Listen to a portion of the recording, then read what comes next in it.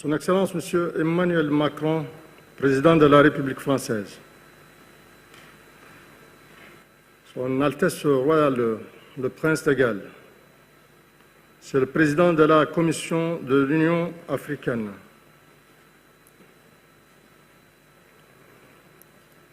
Mesdames et Messieurs, permettez-moi tout d'abord d'adresser mes plus sincères remerciements à Son Excellence M. Emmanuel Macron ainsi qu'au gouvernement français pour l'accueil chaleureux et l'hospitalité généreuse qui nous ont été réservés depuis notre arrivée à Paris. Je voudrais également, en mon nom propre et au nom de mes frères chefs d'État des pays membres de l'Agence panafricaine de la Grande Muraille Verte, remercier chaleureusement la France, les Nations Unies et la Banque mondiale pour l'heureuse initiative que constitue l'organisation en marge de One Planet Summit du présent forum dédié à l'investissement pour la Grande Muraille Verte sahélo-saharienne. Après une année 2020 très éprouvante pour le monde entier et dont les conséquences ont été particulièrement douloureuses pour nos populations et nos économies, cet important forum vient à point nommé. Excellences, Mesdames et Messieurs, ma participation au One Planet Summit et à ce forum en particulier dont l'enjeu est d'une importance capitale pour l'avenir de notre planète traduit l'engagement résolu de notre région et de mon pays, la Mauritanie,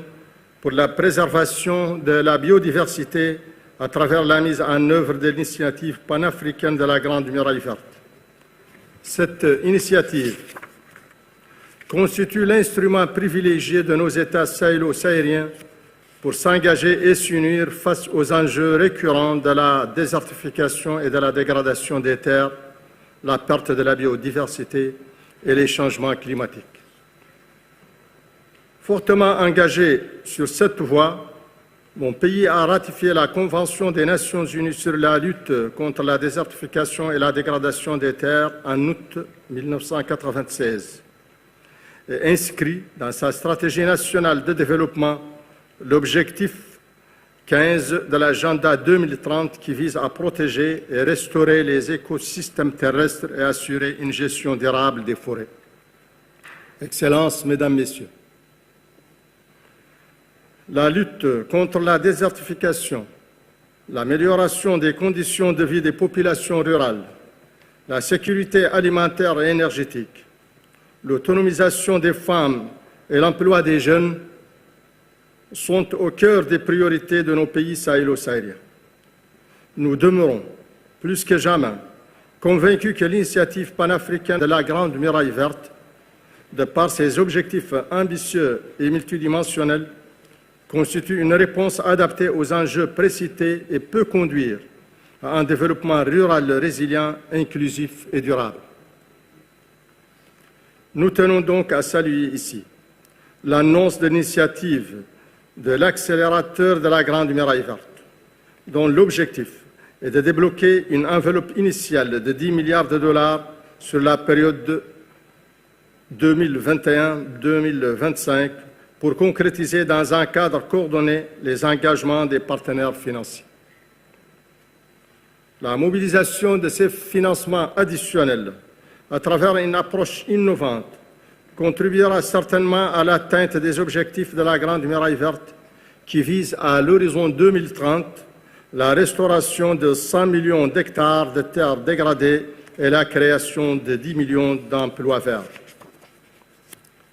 Cette initiative facilitera sans nul doute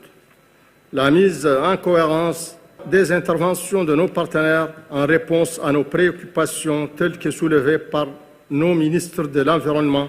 lors de la dernière conférence sur la Grande Muraille Verte. Elle permettra, j'en suis certain, à nos pays d'accéder au financement nécessaire pour augmenter les investissements locaux dans le cadre des 5 piliers retenus et de renforcer les capacités des agences nationales de la Grande Muraille Verte. Je voudrais, dans ce cadre, proposer la création dans chacun de nos pays d'un fonds de la biodiversité dans lequel nous verserons une partie des ressources issues de l'annulation de nos dettes, annulation que nous appelons de tous nos vœux. Excellences, Mesdames, Messieurs, l'initiative de la Grande Muraille verte constitue pour la région du Sahel le cadre stratégique et opérationnel adéquat pour promouvoir l'émergence de nouvelles opportunités d'investissement dans le développement des filières agroécologiques créatrices d'emplois durables. Aussi,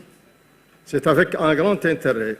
que nous accueillons aujourd'hui la création du mouvement international pour l'agroécologie en Afrique, qui traduit l'engagement du secteur privé en faveur de l'agroécologie. J'invite, dans le cadre de cette dernière initiative, les entreprises internationales et nationales à travailler en synergie pour soutenir une démarche, contribuer au développement rural durable du Sahel et favoriser les transferts de technologies et de savoir-faire aux acteurs locaux en vue de développer des filières structurées et compétitives qui préservent la biodiversité et les ressources naturelles.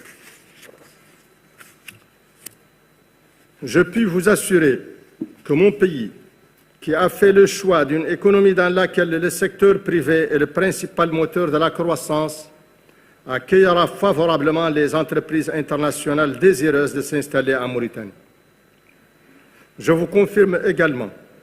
que notre secteur privé national est fortement engagé à soutenir les efforts du gouvernement dans ce domaine et à créer des partenariats gagnant-gagnant avec les entreprises étrangères, en particulier dans les domaines de la sécurité alimentaire et du développement économique rural durable, notamment à travers le déploiement des filières agroécologiques. En outre, nous avons mené d'importantes réformes en matière d'amélioration du climat des affaires. Dans ce cadre de la promotion du partenariat public-privé et de l'adaptation de son cadre juridique aux standards internationaux, nous avons également engagé un important effort de mise à niveau de nos infrastructures pour créer des conditions propices à une croissance forte, durable et inclusive. Excellences, Mesdames et Messieurs, je ne saurais terminer sans réaffirmer l'engagement de la Mauritanie en faveur de toutes les initiatives visant à approfondir l'intégration sous-régionale et particulièrement en matière de coordination et de mise en synergie des efforts en vue de lutter plus efficacement contre la désertification et la dégradation des terres, de protéger et de restaurer nos écosystèmes. Je réitère donc